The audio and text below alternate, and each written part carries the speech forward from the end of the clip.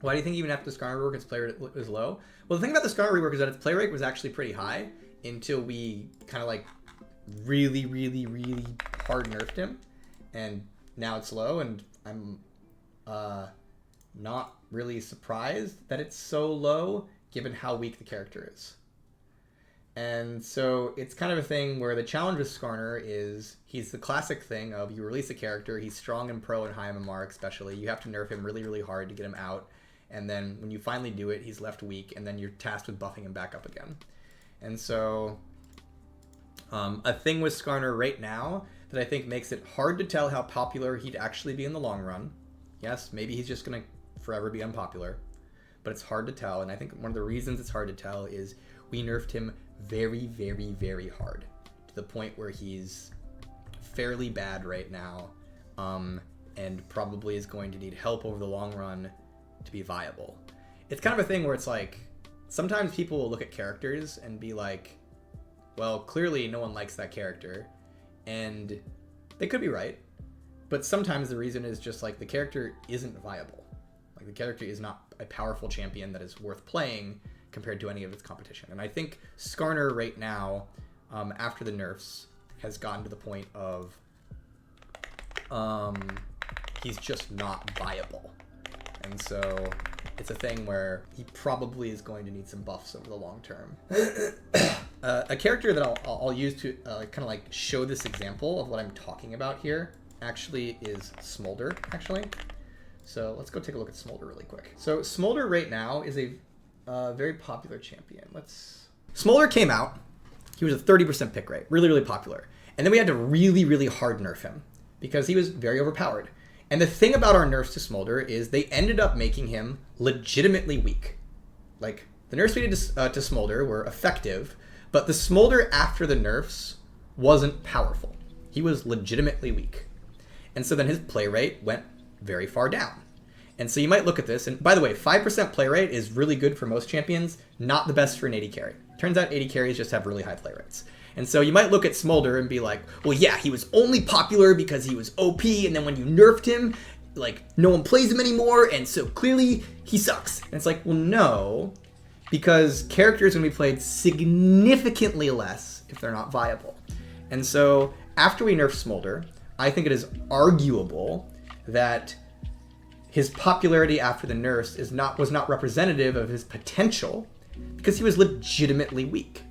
And then, you know, after that, we spent a few patches buffing him up, and after the recent buffs, he's been climbing, and he's like a fairly popular dude again, which I personally think is correct. I think SMOLDER is a very fun, cool character. I think he adds a lot to the game. Big fan of the character we came out with, and I'm glad to see that like people are finally feeling like he's viable again and are able to pick him up. And so kind of just the observation is one of the things especially new champions can run into when they come out is a lot of new champions will come out and they could be overpowered. We don't do that deliberately, but you know, it could happen. And then oftentimes to change player perception and change player behavior, we have to nerf them more than is needed. And then they'll get, you know, a lot less popular, and people will be like, clearly no one liked this, it was just OP. And it's like, well, you have to remember that like there's a difference between being balanced or weak versus being like really bad. And a lot of times the nerfs we have to do to characters to like get them in the right long-term spot in terms of community perception tend to not be make them balanced, tend to not make them slightly weak. They tend to have to be make them very weak and then buff them up over time after that. And so yeah, basically just a thought of like actually ironically here, I'm gonna double check to make sure this is true before I talk about it because I don't want to look dumb if it's not. So ironically, another character that came out that was like this was NAAFIRI. Where NAAFIRI came out, she was very strong. We nerfed her. She was chillin' at around a 3% play rate. We nerfed her again around here, and she went down to like a 1% play rate, 1.5% play rate. And like a lot of people are like, NAAFIRI is now one of the least popular champions in the game. Is she a failure? And it's like, well, the thing to remember though is NAAFIRI, after the nerfs we did, wasn't very strong. And so recently we buffed her again, and she's back to like a 3% play rate.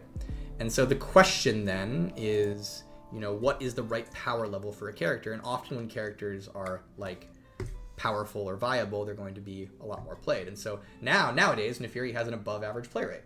Is she the most popular character in the game? No, but it's very different than when she was like one of the least played characters in the game. And the difference between her being the least played character in the game and, in my opinion at least, being the least played character in the game and being, you know, having an above average play rate, which is, you know, pretty decent for a champion, was really just how powerful she was. And you could be like, well, she's 53% win rate right now. Doesn't that mean like you just made her OP? I think that is, everybody has their own opinions. My opinion on NAAFIRI is because she is so simple to play, she needs to have a high win rate to truly be viable. I personally lump NAAFIRI in with characters like Garen and Kayle. And so there was a long period of time where NAAFIRI had the same win rate as Sylas. And in my opinion, if NAAFIRI has the same win rate as Sylas, NAAFIRI is probably really, really bad, or Sylas is completely broken. It's one of those two things, because those characters do not have a similar level of agency and skill expression. And so my opinion is that a NAAFIRI at 53 is actually pretty close to the appropriate power level for a character as simple and straightforward as she is. Whereas a NAAFIRI at 50% win rate suddenly has a very similar win rate to Sylas and Yasuo, and a lot of characters that, like, when I look at the difference between their kits and NAAFIRI's kit, I'm like, NAAFIRI probably isn't supposed to be the same as them. If she's the same as them, she's probably weak. And so that's just another take on, like, sometimes when a character is very unpopular, it might be an indication that they truly are not viable. Now, this isn't always the case. Sometimes you'll get characters like old Talia and old Aurelion Sol who are literally sitting at like 57, 58, 56% win rates. Like, this is how strong old Talia was in terms of her win rate. And still no one plays them, and that's a different story. That's like, okay, well, these characters are definitely powerful, and people still think they're not good. Okay, that probably indicates something with kit quality or game design, or people just don't really enjoy them.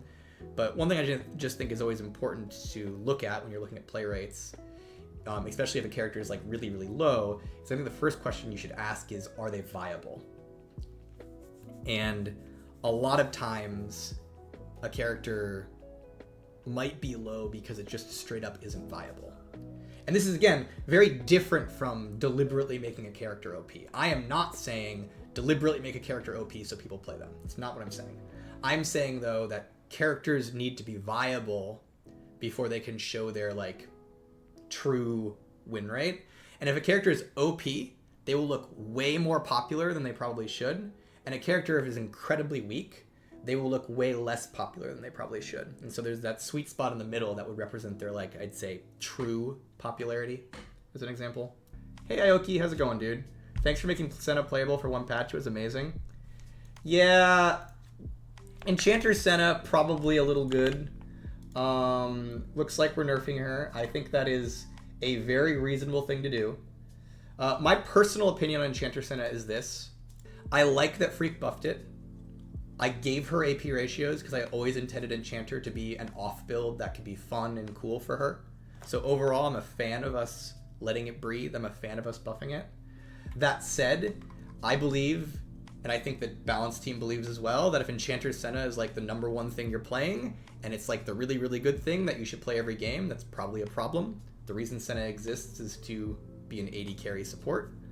And so I definitely think it's a good thing that they've decided to nerf it. It's not only strong, but it is probably incorrect if it is, like, by far her best build over AD. Being viable, I think that's good. I think it's cool if Enchanter Senna is viable. I think that's great. But I think it is a tragedy if AD Senna is not, like, at least half of her builds, or, you know, one of the things you should be considering. So I think it's good that they're nerfing her. I think that's smart. It's definitely too strong. My only follow-up I would wonder about for it is I wonder if we should be thinking about her AD ratios. Like, are her AD ratios strong enough now that she doesn't have lethality ratio on the Q? Because specifically just Enchanter Senna seems significantly stronger than AD Senna. And so while we are nerfing AP, I wonder if the end result is that AP is still just the only way to play her. And so I think one thing they'll have to be thinking about is, you know, how good her AD ratios are. in the long term. That said, Black Cleaver looks very, very strong on her. And so if you're a Senna player looking for an AD build, you should heavily consider getting Black Cleaver as your first item. It looks very powerful. And so, yeah, check it out. Why nerf AD carry Senna in the first place? So the changes that Phreak did were not intended to nerf AD Senna. It looks like they nerfed. So for what it's worth, it looks like they nerfed her. Lethality ratio gone. Less crit, less attack speed. It looks like a nerf. But remember, that was compensated with more Q heal, even for AD. Q's AD heal is higher. The ratio is higher, right? And it was compensated with more like utility on things like the W. And so the end result wasn't the goal that Phreak was trying to hit with those changes was not to nerf AD Senna. It was to reallocate AD Senna's power out of some of the sustained auto attacks and into more of a utility AD carry. And the reason for that is over the last year, Senna has had to be kept very weak because of pro play. And Senna in pro play is an AD carry substitute. They don't take her as an AD carry support, they take her as their team's full AD carry. And so the idea is if Senna provides less AD carry output through sustained damage and more utility, she'll fit better in the support slot and be less of a thing that they have to balance as strictly around pro. So I think Phreak's changes overall were like very good directionally. And then additionally, remember Black Cleaver now works on her again. And so, you know, we'll have to see how she pans out in the long term. But generally a fan of the direction of a lot of those changes. And the hope would be that AD is still pretty good. And again, if you're playing Senna and you think AD is not good right now, buy Black Cleaver. Trust me. Buy Black Cleaver. Don't say AD carry Senna sucks. AD Senna sucks until you've tried the Black Cleaver build. And then if you still think it sucks, then you can come flame me.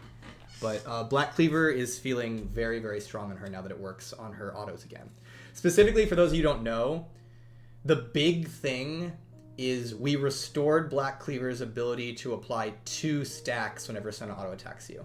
And you might be like, well, why does Senna apply 2 stacks? Is she cheating? No, because Senna's passive, in one of the many things it does, in that giant paragraph, you might have missed it, but one of the lines in that giant paragraph of Senna's passive is her attacks apply 20% of her AD as an on-hit effect. And so Senna's attacks are technically doing 2 instances of physical damage. They're doing the attack, and they're doing the physical damage on hit. And this was intended. One of the reasons she does that is because I wanted her to work with Black Cleaver when she came out. But then a number of, either a few months or a few years after Senna's release, we changed Black Cleaver to only be able to apply 1 stack in any given like instance of damage. And so Senna stopped being able to apply Black Cleaver multiple times. And that's back. You can do it again. And so if you thinks AD carry Senna sucks, I would definitely encourage you to try Black Cleaver on her. It looks very powerful. And straight up on this patch, I want to be like, not only does it look powerful, but it looks competitive with the AP build. And we're about to nerf the AP build, right? So I'm saying right now, Black Cleaver looks competitive with the AP build, and that's a build we're about to nerf. And so, yeah, would just encourage you that if you think AD carry Senna is bad, try out Black Cleaver. It definitely looks strong. Wasn't Senna supposed to be the support for marksman to play, similar to Pike? Do you think healing Senna is a good way to get marksman players who want to play support? Senna is intended to be a support with marksman patterns. That means some marksman players will play her as support, and that's cool. As an example, I have a friend, Emiru, and she plays Jinx and Jin, and when she plays support, she plays Senna. And that was actually part of the intent, is that, hey, if you're an AD carry main, and you like characters with auto attacks, and you're in support for whatever, play Senna, right? And so that's part of her goal. But then part of her goal, because not all AD carries want to play support, part of her goal is just also, here's something unique and different in the support space, because there's actually just a lot of support mains who don't play AD carry, and they just play Senna, because they like Senna, and she's different, right? So it's very important that Senna, has that AD build, and it makes sense, because that's her value to the game. That's the special thing she brings to the game. And so yeah, overall, TLDR, I think Phreak's changes to Senna were directionally pretty cool. Generally a fan of them. Enchantress too strong right now. I think it is very correct that we're nerfing her. Long term, I would hope that we make sure that AD carry Senna is viable, and if it's not, it might need more adjustments. That said, AD carry Senna right now, I would encourage you to look at Black Cleaver, because it seems like a good item on her. How does Riot respond to the types of streams you do? Do they endorse it? Are they indifferent? Or do they dislike it but can't really do anything about it? So the reason I started streaming is because Riot generally is very positive about interacting with the community. Riot historically has been a company that has prided itself on being a place where their devs can interact with players. That's straight up how I got a job at Riot. I applied to Riot and learned about game design because Riot used to have forums that the devs were on all the time and were talking to you all the time. And so Riot, from its very, very early days, was a company that was just like, hey, we care about players and we want our devs to interact with players if they want to, right? Like, it's definitely not a requirement, not something you have to do.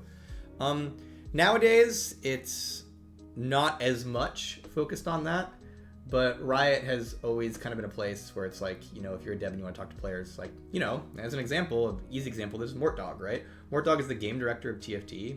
He's also a huge, huge streamer, big streamer, and you know, that's part of what TFT is Mortdog, and having their director talk to people, and like that's something that they think is cool, right?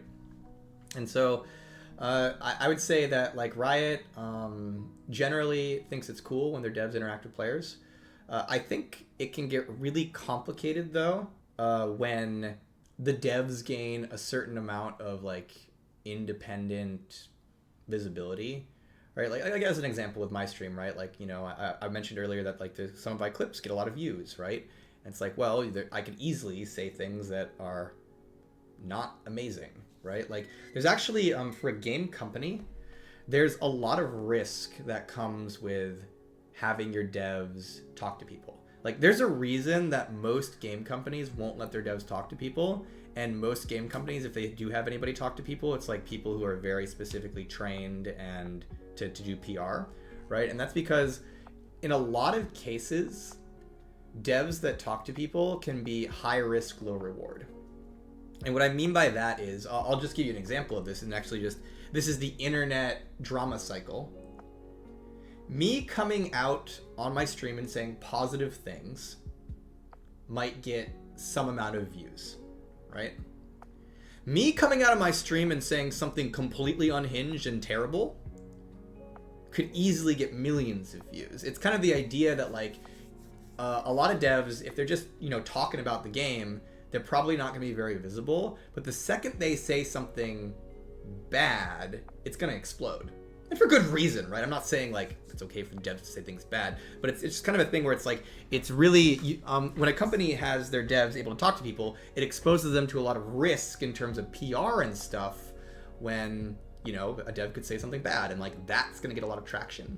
Like back in the day, one of the issues that League had with their devs being open, straight up, is, we're talking about like right when Riot started, is there was a number of devs who got fired for banning players on stream. Like straight up, there was multiple times in early Riot days where a dev at Riot would be streaming and they'd get upset at a player and they'd freaking pull up the player support tool and just ban them on stream. And then of course, like, that's a really, really bad look. And you know, that happened a couple times and those folks got fired, but like, that's a risk. That's a risk of like, oh man, the devs are just out here. It creates this feeling of like the devs are just out here to ban you, right? And it's like, so there's very real risks when it comes to devs talking to players. Mort is goated. We stand Mortdog. Mort's incredible. I think it's really cool to see the things he does. But yeah, so I would say Riot is generally supportive of the stuff I do. And my coworkers are generally supportive of it, I've found. Like, you know, people tend to say like positive things about my stream, which is nice. But there's a lot of risk for a company talking to people. One of the reasons I like talking to people though is I think regardless of the risks, I really like the idea that if you're someone who likes games or likes game design, you have people in games that you might be able to go watch and think about and maybe learn about game design yourself, or at least appreciate game design. So one of the things that I really appreciated when I first got into game design, because again, I mentioned I got my job at Riot because Riot talked to players, and I read all that stuff on the forums, is there's two things. One is, as a player, you have a lot of different opinions on game design that tend to be, or how to make games that tend to be pretty off. And so a lot of players can have very negative opinions about game companies and game devs, which, by the way, sometimes are warranted. But there's a lot of things that players like will flame devs for or flame game companies for just because they don't know what it's like. A really easy one is bugs and implementing stuff. A lot of times you'll see someone be like, why doesn't Riot simply fix the client? Are they dumb? And it's like, it's a lot harder than you think, dude. A lot harder than you think. And it's something you gain an appreciation for, like, once you start making games. Like, it's like, I don't know, as a really silly, easy example here, SpiderAxe asked earlier on in the stream, why does crit in Swarm say it's 175%? Crit in Swarm is 200% damage, but the tooltip for crit in Swarm is 175%. The reason for that is Swarm uses League of Legends' crit display, which is a hard-coded tooltip. And if we were to change that, we'd have to set up a whole nother display for Swarm's crit tooltip, which actually is a non-trivial amount of engineering work. Even if it seems like it's something you could just snap your fingers and make work. And that's the hard part, is there's so many things in game dev, so many things that you think would be simple and straightforward, but are actually very complex. And so it's very easy as a player to be like, wow, look at these guys. Did you see that bug that's in their game? Lamau. And it's like, once you become a dev, you're like, the perspective kind of shifts. And you're kind of like, wow, look at these guys. Their game only crashed twice. That's freaking so good, right? And so, and again, that's not saying it's okay when a game crashes, but you get a very different perspective. And so one of the reasons I like streaming is to give people a better perspective on how games are made, because there's a lot of assumptions you get when you play games that just, aren't necessarily entirely accurate until you're on the side of like making them. And so I like just distributing that information. The other reason I like streaming is it's kind of the thing where it's like I got into, again, game design because the rioters of old would talk to us and I learned from them. And I kind of like the fact that I can also help people learn about game design myself, right? And my hope is that eventually some number of the people who watch this stream are then able to then take the learnings they get here and maybe make some games themselves. I have a couple people at Riot who told me they got into games and eventually made it to Riot because they watched some of my streams, and that felt really good. I was like, wow, that's so cool that I was able to help educate folks on like how games work and like look where they are now. And again, that's the same thing that happened to me. That's what happened to me when I was a player and I was in college back in the day. I didn't know anything about game design, and some of the old devs like Zilius and Zipherus and Morello and Phreak even. Actually Phreak. The guy that I work with nowadays, and I work on Champions and he works on Game Balance, right? Years and years and years and years ago, he was on the forums talking about games. And this was back when I was like a college kid who didn't know anything about games, and I'd read Phreak's posts and I'd be like, yeah, oh, I never thought about it that way. That's so smart, Phreak. Thanks for talking about it, right? And that's just another example of something where it's like, I learned about games and I got into game dev, and now I've been able to make all this cool stuff over the years thanks to that. And so one of the reasons I stream is the hope that some of the folks who watch me could eventually, if they think games are cool, eventually try their hand at it and maybe succeed and maybe know more about games. So yeah, so that's the stuff. It was so funny back in the day, because back in the day, the old forums, I'm not talking about the lame Reddit forums we had, but I'm talking about the old forums, the boards. Phreak would sometimes post, like, a lot of his posts are very insightful and very good, and then every once in a while he'd just post a bad take, and he would get like thousands of downvotes, and everybody was just like, oh, look at Phreak, look what he's done, this is so wrong, and like, and I would just read it and I'd be like, man, it must be rough being a game dev. That's definitely, yeah, that's rough. So, yeah.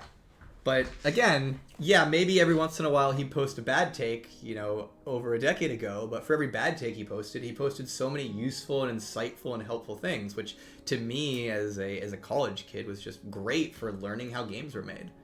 So, yeah, seeing all those old devs really helped me.